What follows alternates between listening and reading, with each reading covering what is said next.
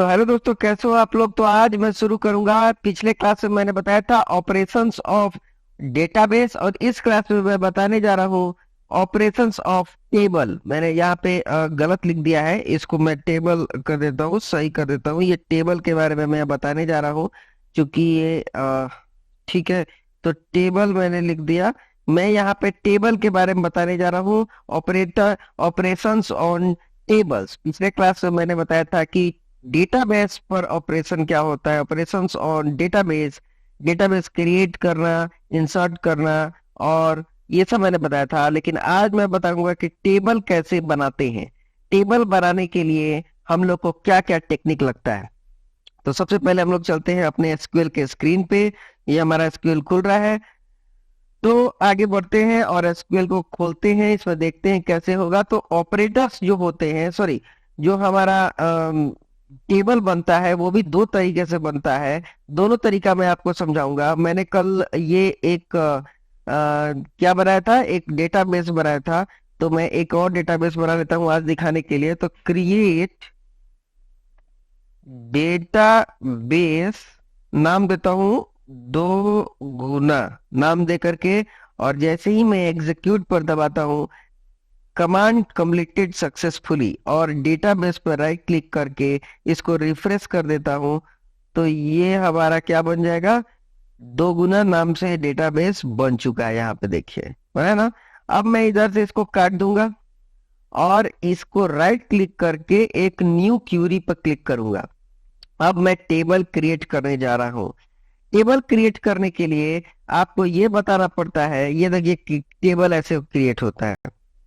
Table create करने के लिए सेम एज डेटाबेस की तरह लिखना पड़ता है।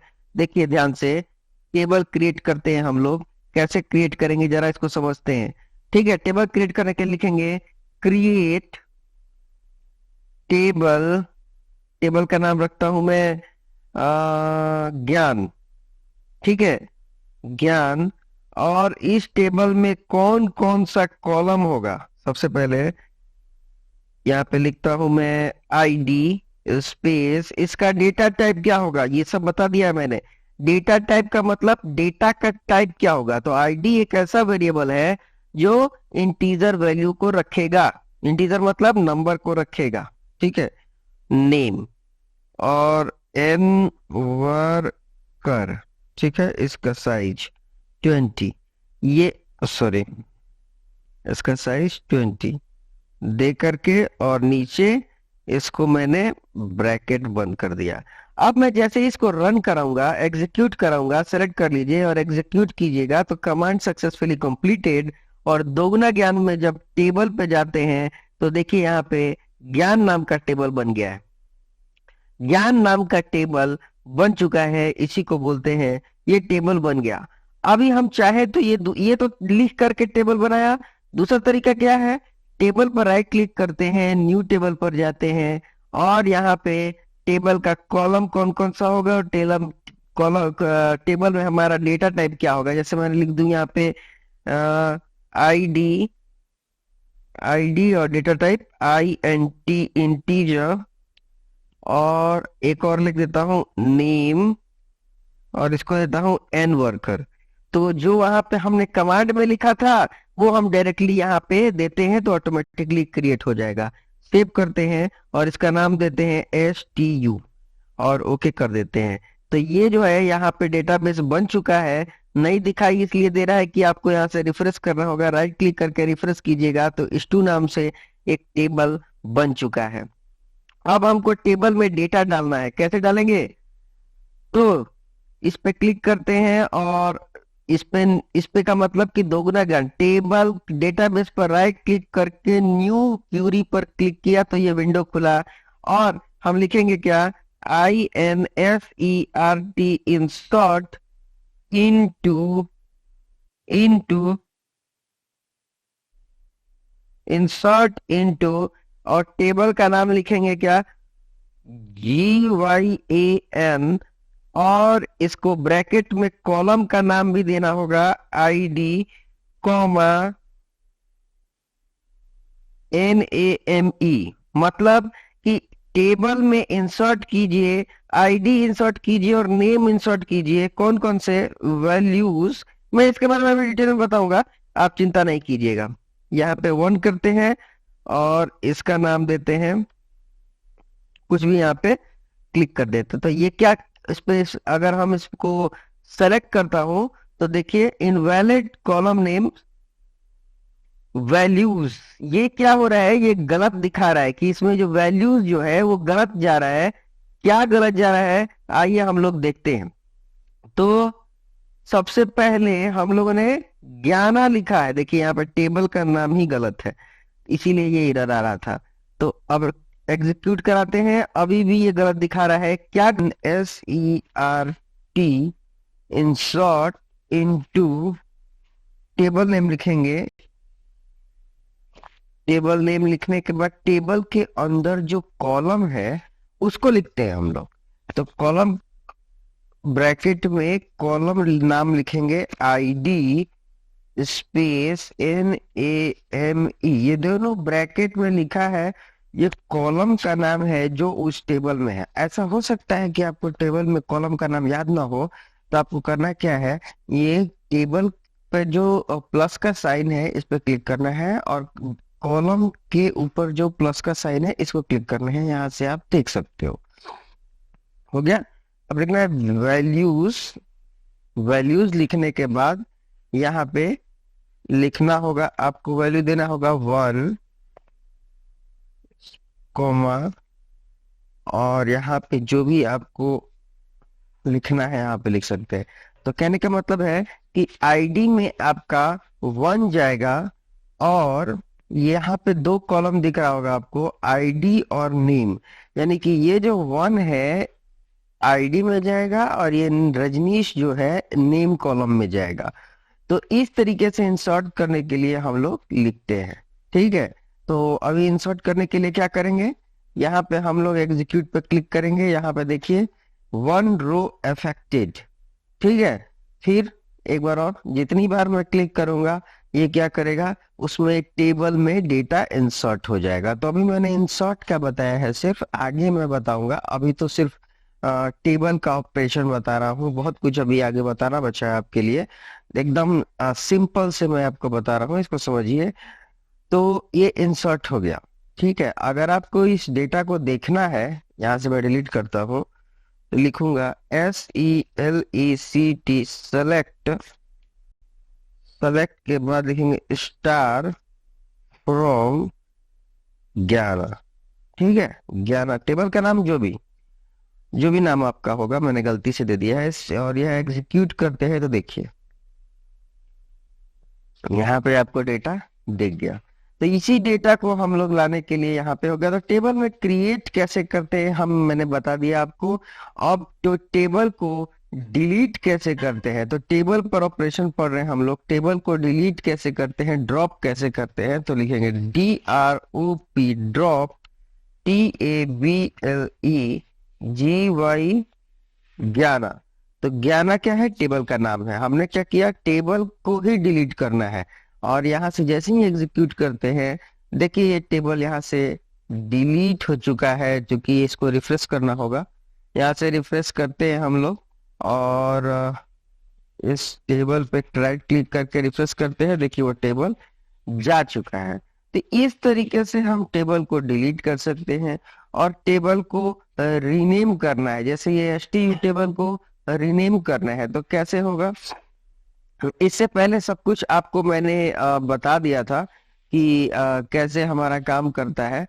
तो मैं उस चीज को अभी एक बार दिखा देता हूं आपको कि क्या क्या मैंने आपको समझाया था टेबल के ऑपरेशन के बारे में। तो ये ड्रॉप टेबल और डिलीट टेबल, ड्रॉप टेबल बता दिया मैंने, और डिलीट नहीं, अभी मैंने क्या बताया है आपको, मैंने आपको 2 चीजें बता दी, एक ड्रॉप टेबल बता दिया और उसके बाद क्रिएट टेबल बता दिया। अब डिलीट फ्रॉम टेबल भी बताऊंगा अभी, तो डिलीट और रीनेम भी बताऊंगा, ठीक है। तो अभी मैं सबसे पहले बताता हूँ डिलीट कैसे होता है। डिलीट का और ट्रंकेट, ड्रॉप का मतलब ये होता है कि पूरा का पूरा टेबल ही डिलीट हो जाना, पूरा का पूरा टेबल ही डिलीट हो जाने को हम लोग ड्रॉप बोलते हैं। तो अभी हम लोग ने पूरा का पूरा टेबल डिलीट कर दिया। तो अभी मैं क्या करता हूँ कि डेटा एक और इंसर्ट करता हूँ, INSERT, इंसर्ट इनटू STU, उसके बाद ID कॉमा नेम, और यहाँ पे लिखेंगे वैल्यूज, है ना।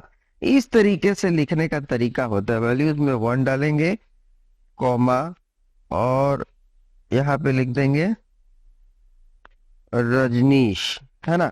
तो यहाँ पे हमने क्या किया, इस तरीके से लिख दिया और वैल्यू को इंसर्ट कर दिया इसके अंदर। नेक्स्ट वैल्यू आप बदल के कर सकते हैं, 1 के जगह 2 कर दीजिए, इंसर्ट कर दीजिए, 1 के जगह 3 कर दीजिए, इंसर्ट कर दीजिए। तो यहाँ पे टोटल हमने 3 वैल्यू को इंसर्ट कर दिया है। आप देखना चाहते हैं तो देख लेते हैं, SELECT, सेलेक्ट, और स्टार फ्रॉम STU। ये यहाँ पे अगर हम सेलेक्ट करके देखते हैं तो देखिए यहाँ पे दिख रहा है आपको कि 3 वैल्यू आ चुकी हैं इसके अंदर। तो 1 2 3 सब में रजनीश ही है।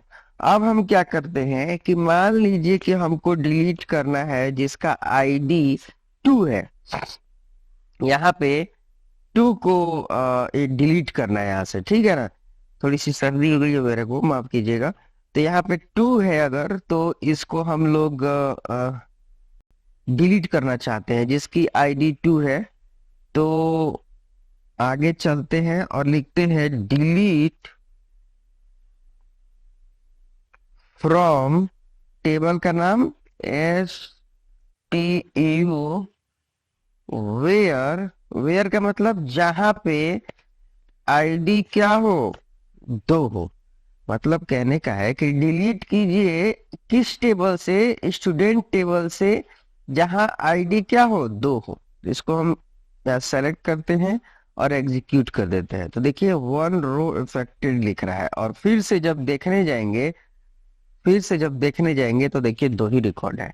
तो इस तरीके से मैंने 2 डिलीट टाइप बताया आपको, एक वेयर बताया, सॉरी, एक डिलीट बताया और एक डिलीट बताया आपको, और दूसरा यहाँ पर देखिए एक मैंने ये डिलीट बताया था आपको, डिलीट अभी बता दिया, और एक ड्रॉप भी होता है जो ये है।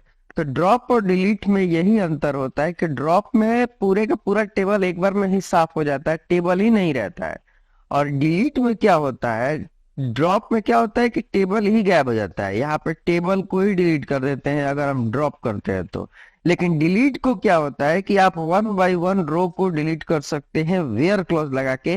मान लीजिए कि आपको कोई पर्टिकुलर डेटा को डिलीट करना है तो, ठीक है। उसी तरह यहाँ पे अब हम लोग आगे चलते हैं, और ट्रंकेट टेबल या डिलीट टेबल। तो आपको डिलीट टेबल और ट्रंकेट टेबल में क्या अंतर है, तो देखिए ट्रंकेट टेबल अगर आप करेंगे तो डेटा एक बार में पूरा डिलीट हो जाएगा, जितना डेटा है सारा का सारा डिलीट हो जाएगा, ठीक है।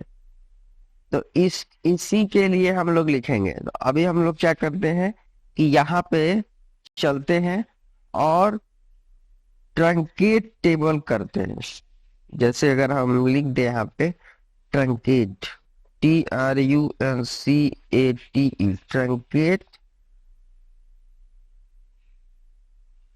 टेबल STU, ठीक है। और जैसे ही मैं इस पर क्लिक करता हूँ और सेलेक्ट करने के बाद एग्जीक्यूट करता हूँ तो देखिए एग्जीक्यूट हो गया, और इसमें से सारा का सारा डेटा जो है गायब हो गया, ठीक है। तो इस तरीके से ये चलता है। तो ट्रंकेट टेबल मैंने सिखा दिया, और डिलीट टेबल क्या होता है देखिए। अब एक और काम करता हूँ, कुछ और डेटा फिर डाल देता हूँ। यहाँ से सेलेक्ट करना है, इसको सेलेक्ट करेंगे, इंसर्ट इनटू पे क्लिक करके एग्जीक्यूट किया है, फिर से सेलेक्ट पे जा करके देख लिया। अब मैं क्या करता हूँ, डिलीट करता हूँ, DELETE,